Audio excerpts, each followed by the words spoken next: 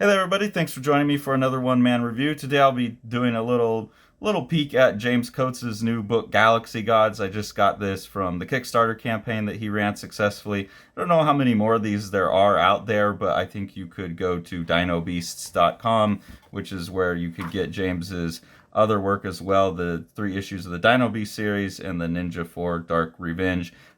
James had sent me, him and his brother John work on the Dino Beasts, and they had sent me a copy, issue number 3 of Dino Beasts, and I enjoyed that. So I was really excited to see what this new book is, especially knowing that James is going obviously for the Kirby energy. I think his artwork's really well suited for that. There's kind of a Paul Popey fluidity to the inking, not as much dry brush and stuff, but the structures are a bit different than Kirby, but the distortions and a lot of the stylistic cues are exactly the same. So you can see here just all of the energy. I think that's what James's work is all about, is the energy. I think me and Sean both joke as well that any picture we've seen of him on Instagram, he's about as big as the people he draws. So the most terrifying cartoonist out there as well, and he really just knows how to get that vibe that Kirby got of the energy everywhere. And I think, his a little bit more fluid, not still anatomically correct, but I don't know, just not quite as chunky as Kirby, really works well. I think that's where some of the Pope kind of vibes and the inking come in for me. And that's just something I know from his other work too, that I attach to his style. So seeing those two things combined, I think, is really awesome. Here you basically are getting a James's version of the New Gods. You've got one character here, Titan, who's out to balance the forces of the universe, and then you have other characters who are pretty much the good and bad guys in this New God setup, where there's a world that's split into two sides. But yeah, all of this awesome energy. There are definitely some strange anatomical distortions always in James's art, but again, it leads to the energetics of the whole thing. So I quite like that. Pictures like these I think are really good. And just jumping ahead here, you can see another one of these. Just mostly want to show you the artwork. Like, the story is pretty straightforward.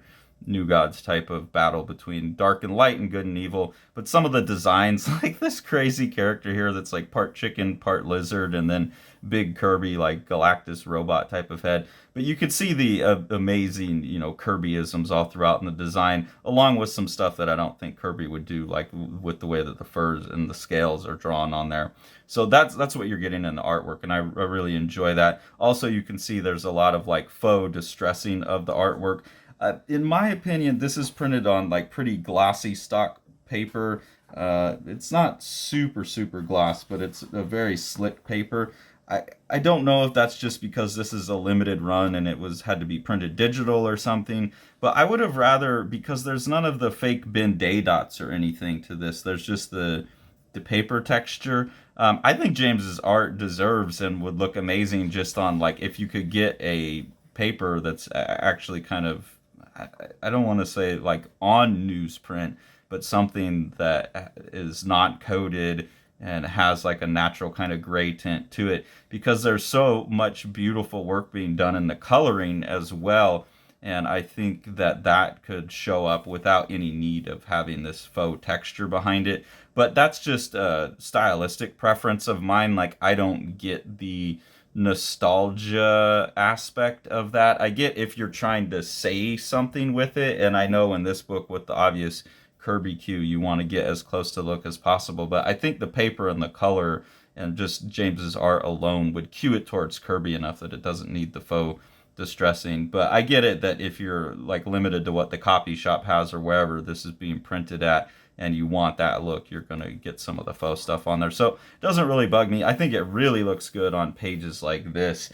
But on some of the other pages, where you have a little bit more open art, whereas this has like less open spaces, then the faux stuff looks a little too faux for me. But I know this is a stylistic preference thing. So yeah, it's a really cool book. I don't want to show off too much of it because it just came out, and I think a lot of people will be into this. So definitely go check it out and check out the Coates brothers' other work. You can get that all at dinobeasts.com. I have yet to see the ninja one, but that also looks cool. So we'll get around to it eventually. But love it. Check it out. Centralia is an awesome, gorgeous comic by rising Dutch star Neil Vanderpeet. This is his first work. It's a really great sci-fi story. There's a world in the future where the sun has gotten so hot that people can't be on the ground, so they have to run around. There's a lot of conceits that go with that. You know, what is the world that looks like?